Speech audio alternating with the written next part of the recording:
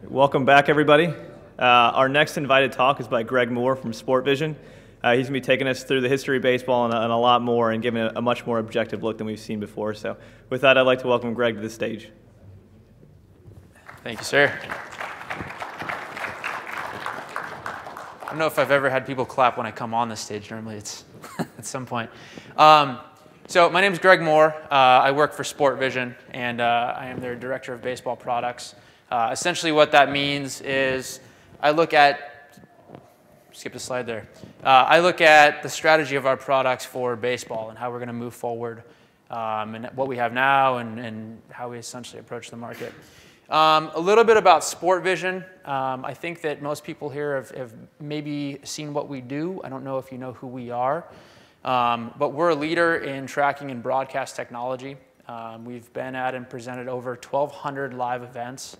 We'll run through a demo reel that our creative team put together, which is unbelievably amazing. It's really fast-paced, so just keep a heads up on that. And then last year, we were voted 37th in the world's most innovative companies by Fast Company. So just to move forward, we'll see if this video works. It does.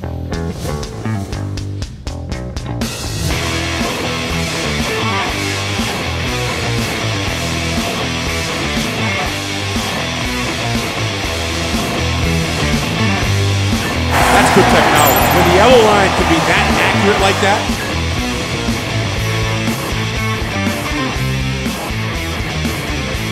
And there's the fuel window, and it's out of fuel. Clear, clear, keep going, one back, one back.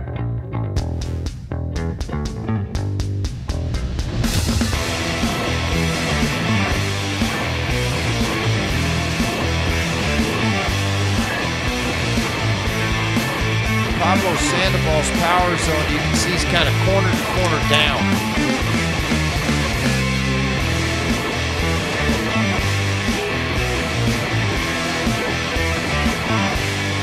There's a look at these wonderful live line graphics. That yellow line, that's the course boundary.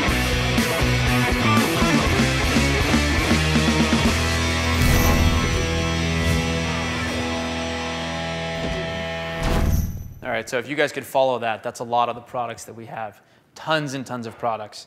As you saw, a lot of it is broadcast focused, and then in the past 3 to 4 years, we've really taken a very data focus on our business and what we do. So we'll take a quick look at the technologies behind the the technologies behind the broadcast that you saw on the screen. Then we'll delve down deeper into baseball, and then we'll talk about how baseball can allow, coaches, player development, teams, scouts, everything to have a more analytical or objective view into the sport. So real quick, the genesis of Sportsvision back in 1998 was the glowing hockey puck. And I'll be honest with you, to this day, we still are not allowed into Canada. They still kick us out anytime we go in there. But some of the technologies that we had there were, we put an infrared sensor into infrared emitters into every single one of the pucks. And then we had infrared sensors and cameras up around the ice. And so we, tracked where the puck is going. We showed a glow behind the puck. Very, very cool. Well, that also led to, let me take a step back. I have another video for you. If I look, this one's kind of a more fun one. Oh, now we can see the puck. There it is. Look at that. Turn that on. You'll never lose sight of my head because of the name tag. Yeah, so quite a bit of parody played off of that. It was pretty fun. You take that technology another generation further, and you get the yellow line. And that's probably our most noticeable product. Every once in a while, we're known as the yellow line guys. But anyway, it used very similar technology to paint a line on the field as far as our rendering graphics goes, our camera tracking, and things like that. You get into NASCAR, and you see something a little bit different about the package that we offer. Not only are we tracking the car, I think it's 5 times a second, and we're very accurate within 2 centimeters, but what you also see in that bottom line down there is data storage and distribution. And this is really one of our first products where we aggregated tons and tons and tons of data about everything about the car going around the track, whether or not it's getting 4 tires, 2 tires, whether it's getting fuel, all sorts of information about the car. So leading on to our next step, we now jump into baseball. In our baseball business platform, we have 4 main products. And I think probably most of the people in this room have seen, heard of, or even used pitch effects. It's publicly available, though not commercializable. Publicly available data that MLB puts up on MLB TV. And so, you know, we started in 2000. It was mid to early 2000s with K-Zone. Once again, another broadcast product, but we didn't really think about the data implications of that. So we didn't collect a lot of data. Come 2008, 2007, we realized that there was an absolute need and necessity to collect the data that we had. So as you'll see up here, we're going to go into the technology behind pitch effects just a little bit because I think we have a good understanding of that. But we have cameras placed up in all 30 of the Major League Baseball stadiums. We've got a minor league footprint that's pretty big nowadays and continuing to grow. We're international. We have systems out in Korea as well as in the Dominican. And so we're capturing and aggregating tons and tons of pitch effects data. So what we're getting is release location of the ball. We're getting the speed of the ball to the plate, the speed as the ball crosses home plate, as well as the break on the ball, some estimation of spin, all sorts of information as it relates to the pitch. Using a very similar technology to pitch effects, we're actually capturing hit effects data as well. Now, we take those same camera clips that we get for pitch effects, and we have that video going back to 2008, and we look at the exit trajectory of the ball. So now, instead of saying he hit a line drive, or he hit a fly ball or a ground ball, or he hit it hard or soft, I can tell you that that ball left the bat at 23 degrees. It had a spray angle of 5 degrees or 35 degrees, so it was down the first baseline. It left the bat at 92 miles an hour. I can tell you very objective information. No longer do we need the subjective approach.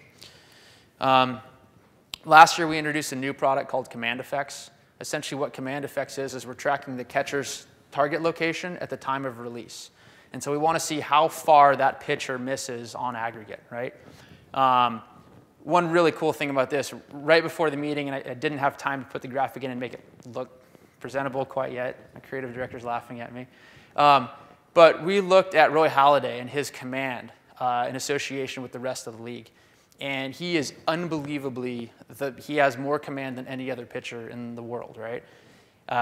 And it's pretty ridiculous when you actually see these numbers. I mean, if you look at how often a pitcher throws between or misses the target by less than 5 inches, I think 26% of the time on his fastballs, he hits that target. The rest of the league is down at 10%. It's ridiculous. So this is just some numbers we put together. Taking it a step further, a product that we've worked on for the past couple years, and we're looking to roll out into more ballparks this year. I think by opening day, we'll have 3 ballparks, and a little bit further in the year, way before half the season, we'll have another 5 ballparks. But it's field effects. And you know, some people have said that this is the absolute holy grail of baseball. We're tracking every player as they move around the field of play all the time, 20 to 30 times a second. We have the pitch as it's coming towards the plate. The ball leaves the bat. We have the ball when it's caught, when it's thrown. Everything digitized about the game of baseball. So what you see on the screen here, I haven't really talked about much of the pictures, but what you see on the top portion of the screen there, there's some yellow lines that go back and forth between the players, and it's just showing all of the different connections that go on during a play. This player caught the ball, he threw the ball, released the ball, hit the ball, so on and so forth. In the bottom side, we have a Pitch Effects Summit every August, and one of the presenters, Jeremy Greenhouse, did something which was catch probability. And so he looked at the actual routes that people took to fly balls, and he looked at the probability of them making that catch at every single segment of that route. And it blew us away. It was really intriguing. So baseball is rich with tradition, right? For some reason, my bottom graphic isn't showing, but the parallel there is that the box score hasn't changed in 100 and some odd years. And so when we think about the box score, we think about subjective metrics like runs, batting average, you know, people left on base, all sorts of information, errors. You know, so the big question is how do we use the pitch effects, the hit effects, command effects, field effects data to take an objective look at that and to enhance the subjective view that we have. Oh, there it is. So what is our platform? I talked a little bit about this before, but since 2008, we've captured 4 million pitches, over 4 million pitches in Major League Baseball, over 1 million hit balls, over 3 million target locations. Field effects data produces over 1 million different data points per game, just a daunting number. And then in the amateur market, we're actually starting to get into that market as well. And I'll talk a little bit more about that in my next couple slides. So now we have this unbelievably rich platform, right? So now what do we do with it? Well, to draw a couple parallels on the movie, you know, Michael Lewis's Moneyball came out. Brad Pitt was, you know, they did a whole thing on it, Academy Award, a great thing, or nominee. But they really drew a lot of attention to the old school scouts, right? And the old school scouts are saying that, oh, he's a great 5-tool guy. He's got the good face. We're going to evaluate you on a scouting report. And it's going to be these subjective measures between 20 and 80. And what we can say, because we have all of this aggregate data, is, well, this guy's in the 60th percentile of the ability to go with a pitch, or whatever metric we decide to put in there. He's at 92nd percentile of forward exit velocity on hit effects, right? So he hits the ball harder than 92% of the league on average. One of the things that we noticed about that is that if you hit the ball over 90 miles an hour, you're 50% likely to get a hit on every single swing. It's a pretty big number. Then, we can, like you see, go down the list. There's a lot of quantitative metrics there. Another thing that we look at, and this is compliments of True Media, it's heat mapping technology, but it all uses forward velocity on hit effects. And what you see right there is that's slugging percentage based on hit effects for the league. And so in that red, anytime you can hit the ball in that red, essentially, you have a higher likelihood of actually getting a hit or hit for more bases. Now, what you'll notice there, and this is kind of difficult to explain over here, kind of wish I was touching it, but that red is at different angles, and each one of the gradient lines are different miles per hour off the bat. And so you can see that hitting a ball at 70 miles an hour off the bat, kind of a weak hit ball, an Ichiro type base hit, a blooper, actually does pretty well. But if you hit it on that same angle, let's say that's 35 degrees, so your launch angle is 35 degrees, you're kind of up in the air and blooping. If you hit it at 75 miles an hour, you're almost completely unlikely to get a hit. And so you start to be able to compare people across the league, across these same different spectrums, as you can build these algorithms to compare people. When we look at this for fielding principles, right now what we have is, fielding errors are subjective. Was that guy supposed to actually get to that ball that he just bobbled? Could half the league actually get there? Well, now with field effects, we can understand that information. UZR is essentially one of the metrics that we have for zone rating for how much ground you can travel right now. And then looking at it, Gold Glove. Coaches vote for each position. Coach and managers vote for each position on a Gold Glove. Is that the best we can do? With field effects, you can look at how do I best play my team based on pure objective data. Gregor Barczyk, once again from the Pitch Effects Summit, did something very similar to Jeremy Greenhouse, but he did a little bit different. He did a true defensive range. And what that is it breaks out players by how can they get to certain balls that are in the air for certain periods of time. And using that information, he can build essentially the most ideal outfield to cover the area. So you put those defensive metrics in with offensive metrics, and now you've really got something. But once again, it all comes back to the data platform that we provide. Scott Boras brought up just in the baseball panel a little bit earlier. He said that, basically every kid in the world plays baseball from 8 to 12, and we lose them at 12 years old. So how do we get kids very excited about continuing to play baseball and not have them poached to different sports? And one of the ways that you're starting to see is through Baseball Factory and Perfect Game and companies like SmartCage that are coming out. Well, these guys have unbelievable databases of amateur players that are moving through the system to get them to colleges and get them to the professional market. SmartCage is taking that a little bit of a different step where they're trying to objectify that data. They're using pitch effects and hit effects technology on the amateur players all the way through, from 12 plus, and they can rank these players based on those averages against everyone else in their same age group. And so now you start to get that, how do we retain the players that are 12 years old and plus? Another look at this is through player development. So, when you come into spring training, you sign up, you start throwing pitches. Your pitching coach looks at you. You talk about what you just threw. Does it feel a little bit different? Did that one break a little bit less? It's all very subjective. It's how do you feel? Well, let's say the coach has an iPad now. You have the pitch effects data platform. Guy throws a ball. Hey, that ball broke 2 inches to the left. That ball broke 2 inches more than you thought that it would. What did you do differently? Your target location, your release point was down a little bit. It was further out to the side. We expect that type of break. Very intriguing there. You actually get real lifetime feedback based on that data platform that we have. And of course, since ESPN is the main sponsor here, I have to draw a parallel to the Brandon McCarthy story. But, the idea is that he came into the league. He threw a great first game. The rest of his time was really kind of injury prone. He was on the IRDL lots of different times throughout his career.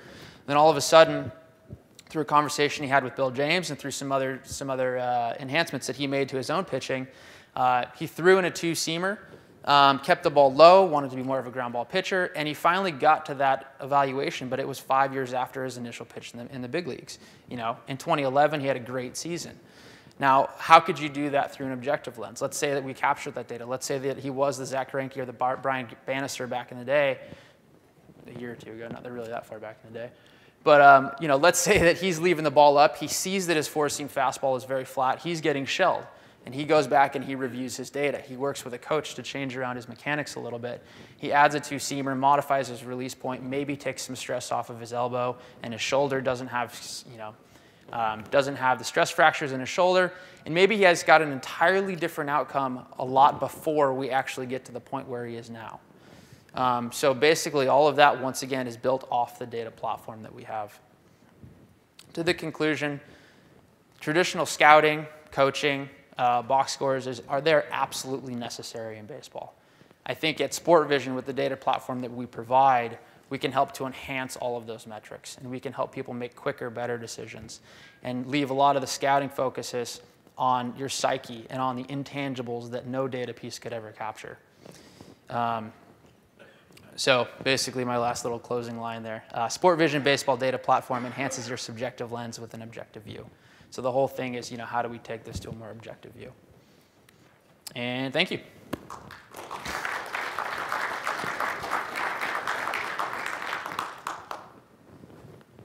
I guess we have questions now if anyone wants them. I was hoping to get off easy. How soon before FieldFX is available in all 30 parks?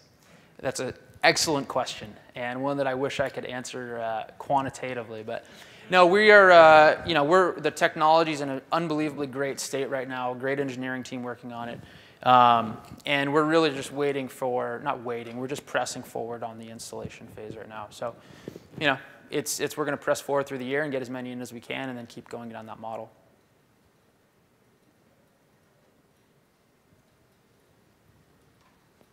Greg, how realistic is it to give this data to the player and allow them to digest it? But Hartley probably be in a unique case of somebody who's smart enough and willing to look at the data. Sure, sure. I think that's an excellent question. I mean, at the end of the day, no player is going to sit, well, very, very few players are going to sit there and plumb through millions and millions of lines of data, right? But if you can quantize that and make it into a digestible format where they can make instant decisions based on that data, and one of the reasons why I drew the parallel to the pitching coach, and I just kind of threw up an iPad up there, which got yelled at a little bit for that, but threw up an iPad and you get instant feedback, right?